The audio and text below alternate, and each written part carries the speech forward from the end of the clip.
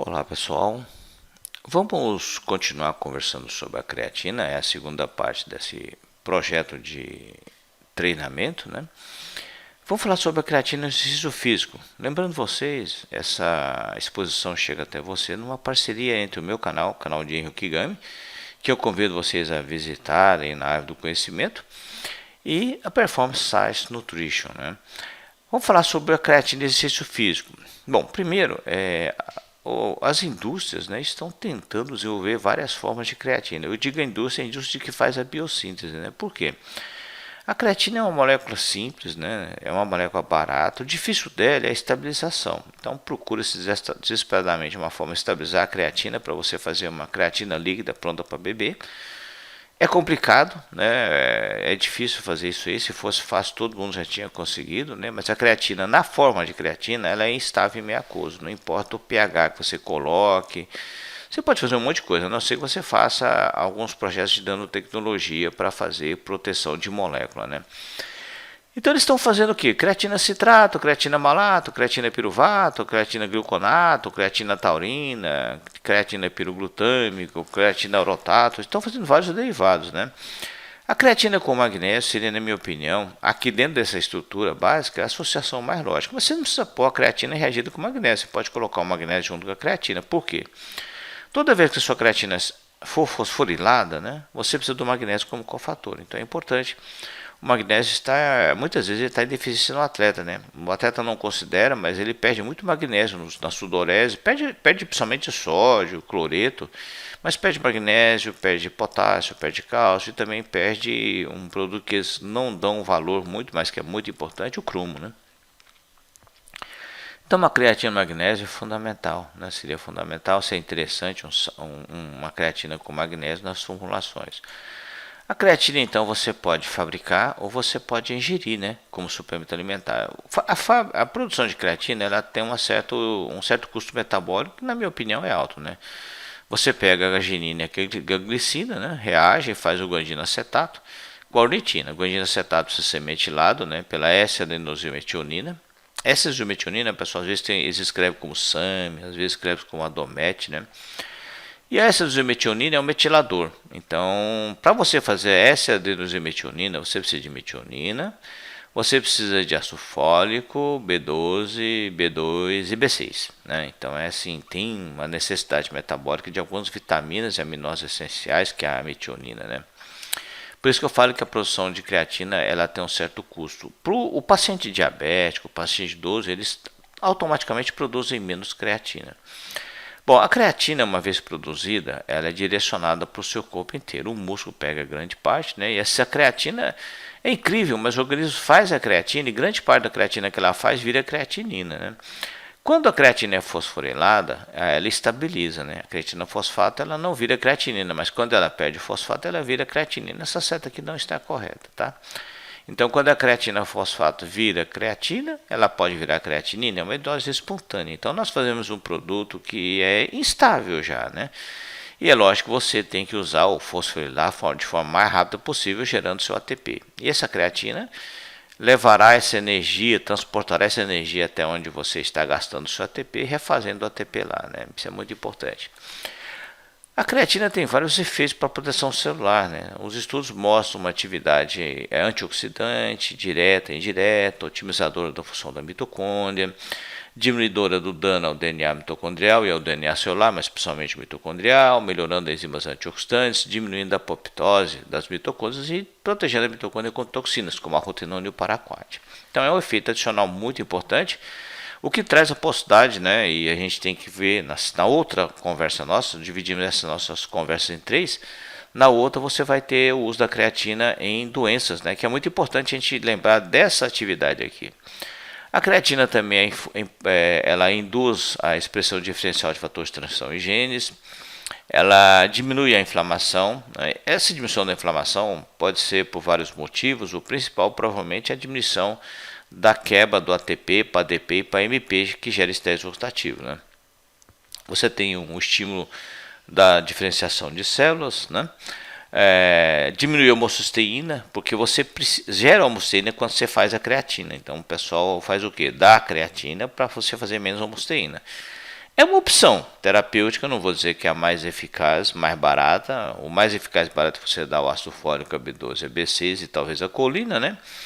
Mas é uma opção que fica aqui para vocês. De repente, seu paciente, você não consegue baixar a homosteína dele de forma nenhuma, dá uma creatina para ver, né? A creatina ela é produzida gastando ácido desilmetionina e aumentando a sua produção de homosteína. A creatina é um osmólito, então ela gera essa proteção contra estresse hipertônico, né? Não, evita ou retarda a hipertonicidade. E ela liga, né, a creatina fosfato particularmente, ela liga na membrana das células e estabiliza as membranas, particularmente do eritrócito. A creatina, vamos passar aqui, né? Eu estou errando aqui na passagem. A creatina ela melhora o estado de energia, né? Tem aquela relação com a creatina fosfato e ATP, a resíduo de ATP onde você está gastando. Você precisa que a creatina fosfato leve essa energia até lá e automaticamente melhora o performance, o desempenho muscular. Facilita o transporte de energia dentro da célula, na minha opinião, esse é o papel principal, né? Vários dos papéis que nós conversamos, né, deve originar desse papel aqui. Modula a função do retículo sarcoplasmático. Você precisa de ATP para liberar cálcio e para capturar cálcio, né, no retículo sarcoplasmático. Estimula a função mitocondrial, respiração mitocondrial e inibe a apoptose das mitocôndrias. E como parte do caminho energético, né, a creatina melhora o desempenho em sprint, né? Na verdade, assim, vamos ser bem lógico, né? A creatina, né, no paciente deficitário de creatina, vai melhorar o desempenho em qualquer tipo de atividade física que ele fizer, né? Imagina só, você não tem o transportador de energia, você ingere, você vai otimizar seu desempenho. Aqui nós temos uns exemplos, né, de aumento de produção de trabalho em contração muscular máxima, aumenta a massa e a força, né? Esse aumento da massa pode ser por estímulo da mecanotransdução com mais estímulo de biossíntese, mas também um pouquinho do efeito osmólito dele, né? Aumenta a síntese de glicogênio, aumenta o limiar anaeróbio, né? Aumenta a capacidade aeróbica também, né? Melhora a produção de ATP da mitocôndria. Então, assim, o atleta aeróbio, anaeróbio, todos eles vão ter benefícios. Melhora a capacidade de trabalho, aumenta a recuperação. Ele melhora a recuperação porque ele diminui a lesão também, né? Então, se você tiver falta de creatina, você terá estresse oxidativo e inflamação. Se você tiver suficiente creatina, você terá menos estresse oxidativo e menos inflamação. E aumenta a tolerância ao treino, né? Então aqui você tem alguns trabalhos, alguns materiais falando do tipo de benefício que ele traz, né? Aumentar a creatina fosfato, aumenta o desempenho sprint, ciclismo, aumenta a resistência aumentar a resistência de creatina fosfato, aumenta o desempenho em vários tipos de atividade física, voleibol, futebol americano, hóquei, basquete, né? Reduz a acidose metabólica, porque a creatina fosfato diminui a acidose, porque a reação de quebrar o ATP é uma hidrólise, gera protohidrogênio, né? Então ele diminui a acidose também, o que pode trazer um benefício na fadiga muscular, né? A fadiga ácida que nós chamamos. E diminui o estresse oxidativo, porque quando você não refaz o ATP, você vai fazer MP, o MP vai fazer ácido úrico, e nesse processo você gera radicais livres, né? Então também tem essa aplicação. E aumenta a massa, né? Esse aumento da massa é devido ao aumento da mecanotransdução, porque você aumenta a ATP e automaticamente aumenta a sua contração muscular e a sobrecarga da membrana, mas também tem o efeito osmólito também, que é muito importante, né? A gente tem que aprender um dia a medir qual que é qual, mas ele, como estimula a mecanotransdução, vai gerar mais sinal. Se você aproveitar esse sinal, você terá benefício. Então, vários tipos, né? MMA, wrestling, boxing, futebol americano, rugby. Então, assim, quando você faz o uso da creatina, eu já tinha comentado isso na conversa anterior, né? Os estudos, mas esse aqui foi o único, eu não vi uma repetição muito boa dele depois. Ele mostra que você consegue fazer mais creatina fosfato e anexar mais creatina fosfato se você fizer uma sobrecarga com carboidrato, né? Aqui eles fizeram a creatina com 80 gramas de carboidrato. Foi interessante, mostrou um aumento maior do conteúdo de creatina muscular, né? Então a creatina você produz no seu corpo, e à medida que você envelhece, essa capacidade de produção de creatina cai. Não só no seu músculo, né? A creatina diminui no seu músculo, mas diminui também no seu cérebro. Outro ponto importante que a gente tem que levar em consideração é que a falta de metilação, a falta de B12 diminui a produção de creatina. Então a dieta vegana ou vegetariana é considerada ser um comprometedor da produção de creatina. Então, não precisa suplementar creatina por vegano, né? Você pode administrar a B12.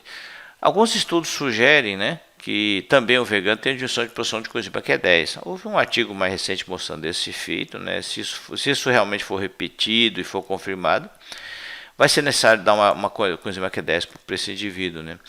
Olha que interessante aqui a quantidade de creatina no músculo, né? Aqui você vê no músculo e no cérebro. Quando se suplementa, né, o músculo aumenta mais, mas olha aqui que no cérebro aumenta um tanto, né? No adulto nem tanto, mas na criança aumenta e no idoso aumenta também. O que acontece, né? Isso vai ser associado a uma melhora do desempenho aqui no músculo e aqui no cérebro, né? A creatina é considerada uma droga de ação cognitiva. Nós sabemos que a suplementação de creatina para pacientes idosos, diabetes, melhora a função cognitiva nos pacientes e pacientes que têm uma desordem neurodegenerativa, como Alzheimer, também traz benefício, né? Na verdade, o primeiro estudo que eu vi foi de Alzheimer em creatina, a dose até pequena, foi 500 miligramas por dia, melhorando a memória nesses pacientes, né? Olha que interessante aqui, quando você tem o onívoro e o vegetariano também, né? O vegetariano ele aumenta muito a quantidade de creatina no músculo, né? O cérebro aumenta bem pouquinho, não faz lá muita diferença, né? Então a suplementação de creatina tende a mostrar trazer benefícios no desempenho. Aqui você vê a suplementação de creatina em crianças e adolescentes, né? Aí você fala assim, mas criança e adolescente pode usar? Esse estudo traz uma luz interessante sobre a idade, né? Então você pensa que adolescentes, né, usando creatina e a maioria tendo resultado na melhora do desempenho. Pode ver aqui que muitos foram natação, né? E não foram relatados eventos adversos. Se você toma uma quantidade muito grande, é lógico que você vai ter uma intolerância gástrica leve, isso pode acontecer, né? Então, assim, é uma área que você pode trabalhar também, né? Aqui jogadores de futebol, né, 18 anos, né, 17, então são mais adolescentes, né? E eles usam doses variadas, né? E também mostra o que? Melhor desempenho. Aqui você pode ver que as doses variam bastante. O ideal seria você estabelecer um padrão de dose por peso, né? Aqui 0,03 gramas por quilograma por dia. Então note que a creatina também traz um benefício nesses pacientes, né?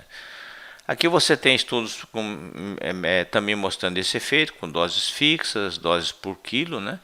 Também trazendo benefício nos pacientes, né? A creatina é um bom produto para você usar em atletas em desenvolvimento ou jovens, para você otimizar o rendimento deles. Também se usou aqui, né, em pacientes com distrofia muscular do Duchenne, também trazendo um benefício, né? O que é muito interessante e importante, né? Distrofias musculares também, fibrose cística também, olha que interessante, aqui já é patologia, aqui não, aqui já é patologia, né? Olha que legal, mas é patologia, mas é focada em desempenho físico, né? Muito interessante o resultado, né? Distrofia muscular de Duchenne, lúpus, né? Aqui dermatomiosite, não funcionou tão bem assim, né? Uma epilepsia refratária, alguns respondem à associação de creatina numa dieta cetogênica, então a creatina é um bom produto para você administrar em pacientes com algumas patologias também, apesar que o foco dessa nossa conversa de hoje é mais exercício, né? Aqui mais pacientes idosos, né? Pacientes idosos geralmente fazem pouca creatina, né? E lógico, se você dá a quantidade correta e submete ele a uma atividade correta, você tem um benefício no paciente. Aqui vocês viram que não aumentou a força nesse grupo, nem nesse, mas aqui você viu que aumentou, né? Melhorou o desempenho.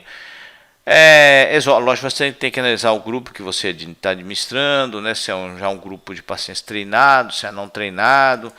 Aqui você vê que em grande parte dos estudos mostram que a creatina para o paciente idoso é interessante. Associar uma proteína e associar um carboidrato pode ser uma grande soma, né? O paciente idoso, ele inegavelmente precisa de mais proteína, né? Então uma creatina com uma proteína mais um carbo seria uma boa associação para você melhorar, né, o desempenho desses pacientes idosos, né? Não necessariamente precisa aumentar a massa magra, aumentar o desempenho é o suficiente. Tem relação com atividade física aeróbia ou resistida, né?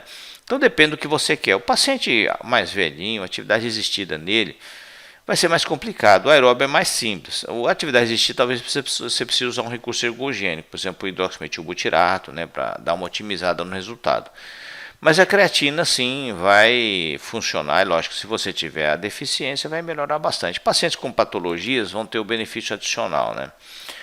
Então aqui termina a nossa exposição de creatina em desempenho físico em atletas e até, no caso, alguns pacientes. Né? Mas a creatina realmente melhora o desempenho físico nos pacientes idosos e jovens e adultos, tá bom? Tudo depende, evidentemente, da demanda metabólica que o paciente tem, se está reprimida, se não está reprimida. Legal, meninos e meninos, muito repetição, um beijão para vocês e esse é o final da segunda parte. Espere a terceira parte, que eu estou focando na terceira parte em patologias, que é onde eu vou focar mais, porque eu acredito que nós temos que pensar muito nas patologias e o uso desses recursos ergogênicos como forma de tratamento de doenças. Beijo para todo mundo, fiquem com Deus, até a próxima, tchau, tchau.